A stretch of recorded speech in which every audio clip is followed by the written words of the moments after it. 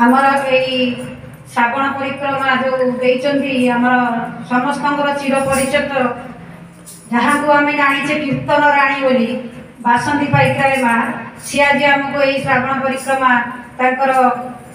मंडप रे प्रदान कर बासंती पाइकराय माँ तथा परिवार समस्त सामाजिक राष्ट्रीय दाम्पत्य पारिवारिक जीवन मंगलमय हो यह परम दयाल चरण तले प्रार्थना करे शांति शक्ति श्रुति जीवनी कामना करुँची जहा हो बहुत सुंदर रूप से भजन कीर्तन कोरसांगर चलता आमर माँ मैंने बहुत सुंदर रूप से कीर्तन में मतवाला हो गढ़ी मो तो ठाकुर को धरिकी मो जीवन चलनी चरित्र भितर जहाँ किसी करे से गुड़िक ही जाजन में तोड़ी धरे प्रकृत में सुख शांति आनंद में बंचाक आमर जीवन में दरकार जड़े आदर्श पुरुष केन्द्र आचार्य जहाँ को धरिकी चलनी चरित्र को जदि आम परिपालन कर चलवा आम जीवन सुनियंत्रित हम आ सब सुखमय मंगलमय हम तेणु ठाकुर से सत्यानुसरण कहते सत्संगर आश्रय ग्रहण कर सत्संग सत् नाम मनन कर सत्संगर आश्रय ग्रहण कर सद्गुरुंर शरणापन्न हो तुमको तुम उन्नयन भाविका हेब ना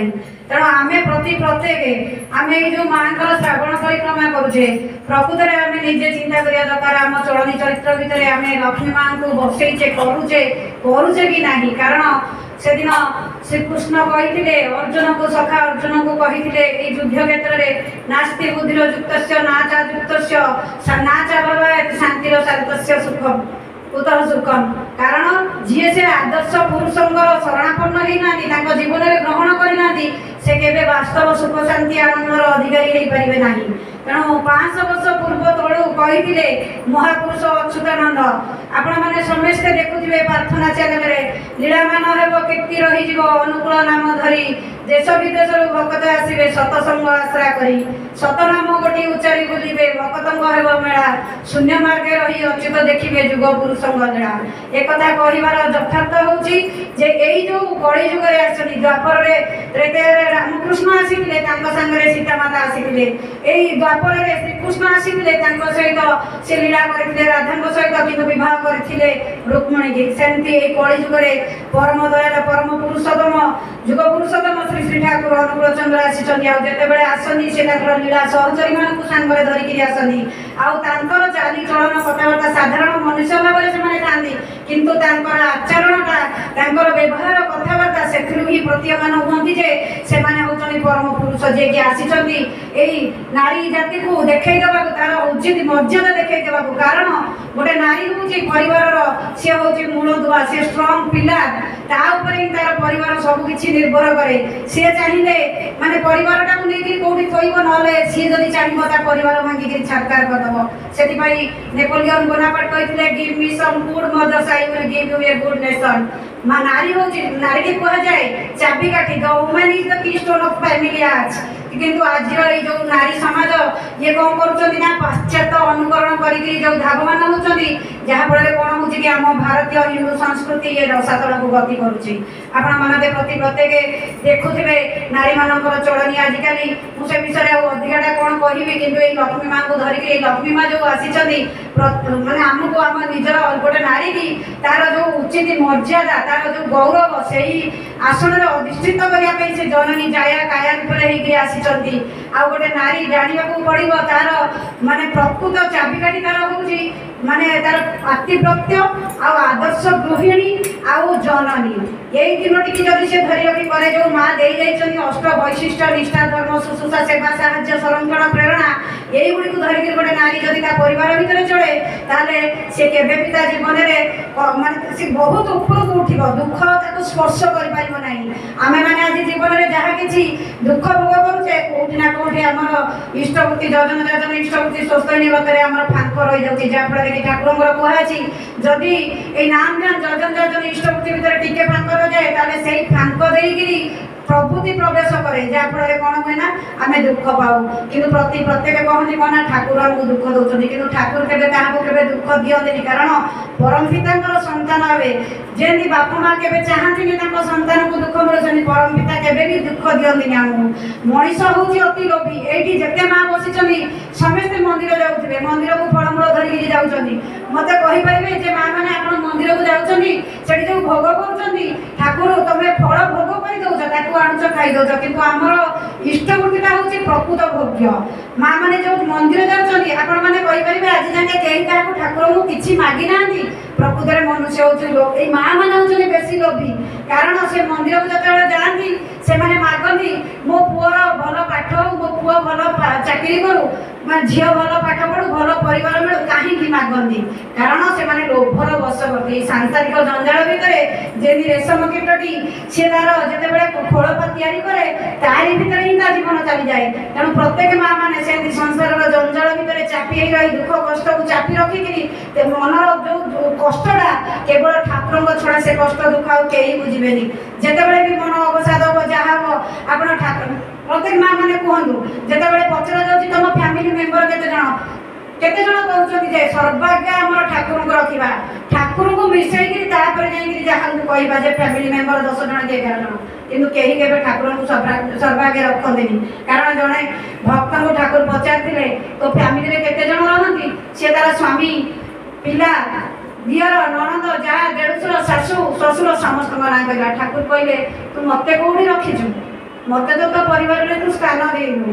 ତେଣୁ ଏଇ ଯେଉଁ ଲୋଭର ବଶବର୍ତ୍ତୀ ମା ମାନେ ଆରି ଉପରେ ଗୋଟେ କଥା କହିବାକୁ ଚାହୁଁଛି। ଥରେ ଗୋଟେ ଗରିବ ଲୋକଟି ଭିକାରୀଟି ସେ ଭିକ ମାଗୁଥିଲା। ଯୋଉଠି ବସି ଭିକ ମାଗୁଥିଲା ଗୋଟେ ସେଟପତି ଘର ସାଇଡରେ ବସି ସେ ଭିକ ମାଗୁଥିଲା। ତାର ଯେଉଁ ଘର ପ୍ରାଚୁର୍ଯ୍ୟ ଦେଖିକିରି ସେ ମନେ ମନେ ଭାବିଲା ଯେ ଭଗବାନ ଆକୁ ଏତେ ଦେଇଛନ୍ତି, ଯଦି ମୋତେ ଅଳ୍ପ କିଛି ଦିଅନ୍ତେ ତାହେଲେ ମୁଁ ସେଥିରେ ଗୋଟେ ଟଲି କିଣିକିରି ଫଳ ବିକ୍ରି କରିକିରି ଚଳିଯାଆନ୍ତି।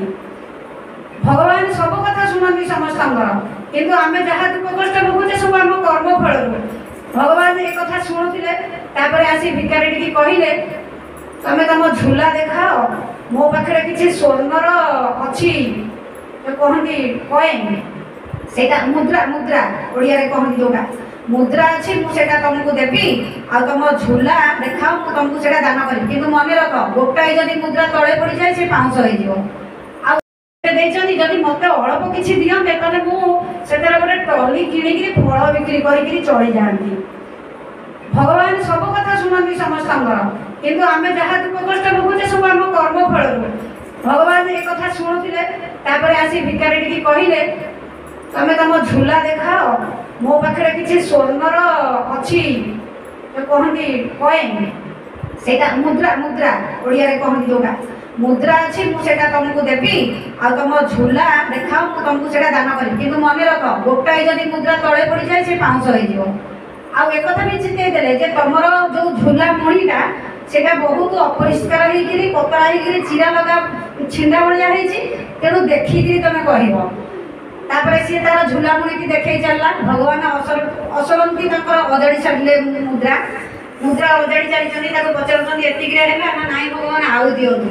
ଦେଖନ୍ତୁ ମଣିଷ କେତେ ଲୋଭର ବଶବର୍ତ୍ତୀ। ନାଇଁ ଏତିକିରେ ହେଲା ନା ନାଇଁ ଆହୁରି ଦିଅନ୍ତୁ। ଏମିତି ହେଇ ଲାଷ୍ଟକୁ ଭଗବାନ ତାକୁ କହୁଛନ୍ତି, ଈଶ୍ୱର କହୁଛନ୍ତି ତମ ଝୁଲାମୁଣି ପୁରି ଗଲାଣି, ଆଉ ଭାର ସମ୍ଭାଳି ପାରିବନି, ଛିଡ଼ିଯିବ। ନା ଆହୁରି ଦିଅନ୍ତୁ, ମୋ ଝୁଲା ଠିକ୍ ଅଛି, ଅଜାଡ଼ି ଚାଲନ୍ତୁ ଆପଣ। ଯେତେବେଳେ ଭଗବାନ ଦେଇ ଚାଲିଲେ ତାର ଝୁଲାମୁଣିଟି ଛିଡ଼ିଗଲା, ସବୁ ତଳେ ପଡ଼ିଗଲା, ପାଉଁଶ ହେଇଗଲା।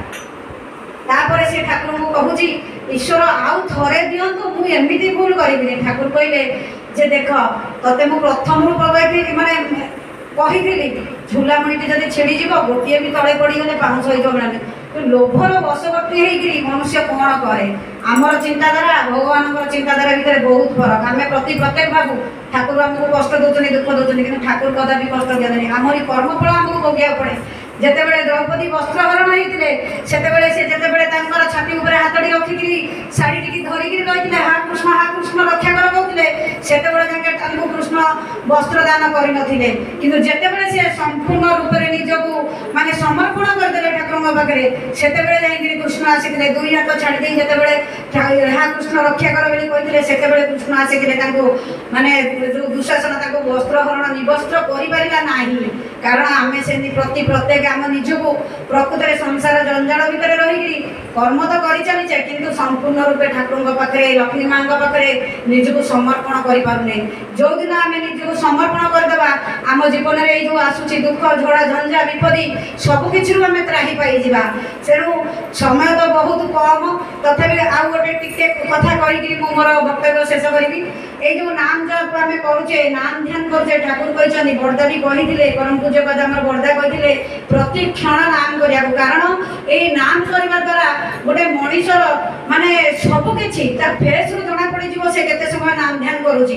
ଏଇ ଯୋଉ କୋଭିଡ ଆସିଲା ସମସ୍ତେ କହିଲେ କାଢ଼ା ପିଇବାକୁ କିନ୍ତୁ ଆଚାର୍ଯ୍ୟ ଦେବ ଦାଦା କହିଲେ ଯଦି ତମେ ଦ୍ରୁତ ଗତିରେ ଗୋଟେ ସେକେଣ୍ଡ ବି ବ୍ରେକ୍ ନ ଦେଇକି ଅଧଘଣ୍ଟା ନାମ ଧ୍ୟାନ କର ତାହେଲେ ତମକୁ କୌଣସି କାଢ଼ାର ଆବଶ୍ୟକତା ପଡ଼ିବନି କାରଣ ତା ଦ୍ୱାରା ହିଁ ତମର ବଡିର ଇମ୍ୟୁନିଟି ପାୱାର ବଢ଼ିବ।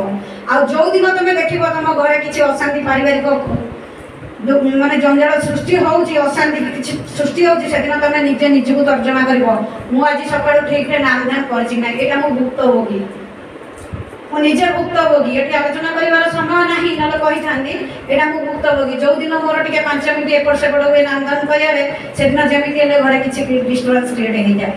ତେଣୁ ପ୍ରତ୍ୟେକ ପାଇଁ ମା ହିଁ ଦାୟୀ।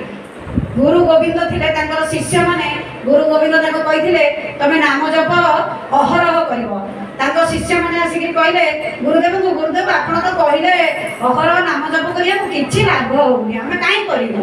ସେତେବେଳେ ଗୁରୁ ଗୋବିନ୍ଦ ହସି ଦେଇକି କହିଲେ ତାଙ୍କ ଶିଷ୍ୟମାନଙ୍କୁ କିଛି ଉତ୍ତର ଦେଲେନି ହସିଦେଲେ କହିଲେ ଗୋଟେ ମଦ ଭର୍ତ୍ତି ମାଠିଆ ଆଣ।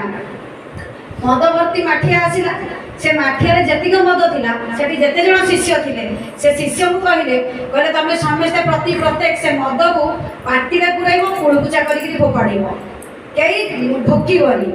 ପ୍ରତି ଶିଷ୍ୟ ସେଇଆ କଲେ ଯେତେବେଳେ କରିସାରିଲେ ସେ ମାଠିଆଟି ଖାଲି ହେଇଗଲା ସେତେବେଳେ ଗୁରୁ ଗୋବିନ୍ଦ ପଚାରିଲେ ତମେ ସମସ୍ତେ କୁଳି କଲ ନା ହଁ କୁଳି କରିକି ଆପଣଙ୍କ ନିର୍ଦ୍ଦେଶ ଅନୁସାରେ ଆମେ ଫୋପାଡ଼ି ଦେଇଛୁ। ନା ତମେ କିଏ ନିଶାଗ୍ରସ୍ତ ହେଇଛ ନା ନା ଆମେ ନିଶାଗ୍ରସ୍ତ ହେଇନୁ ନା କାହିଁକି ହେଲନି ନା ମଦଟା ସିନା ଭିତରକୁ ଯାଇଥିଲେ ଆମେ ନିଶାଗ୍ରସ୍ତ ହେଇଥାନ୍ତୁ।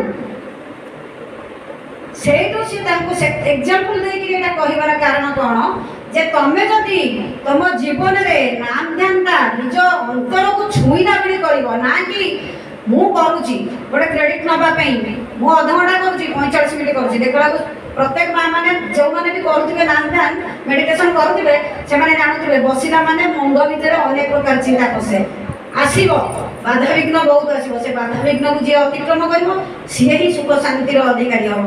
ତେଣୁ ଏଇ ଯେଉଁ ମା ଆମର ଆସିଛନ୍ତି ଲୀଳା ସହଚରୀ ରୂପେ ପରମ ପୁରୁଷଙ୍କର ସିଏ ଦେଖେଇ ଦେବାକୁ ଆସିଛନ୍ତି କାହିଁକିନା ପ୍ରତ୍ୟେକ ନାରୀର ଏଇ ନାରୀ ସମାଜ ହାତରେ ଜୀବନ ଜନନ ସ୍ୱାସ୍ଥ୍ୟ ସମୃଦ୍ଧି ବିବର୍ତ୍ତନର ଚାବିକାଠି।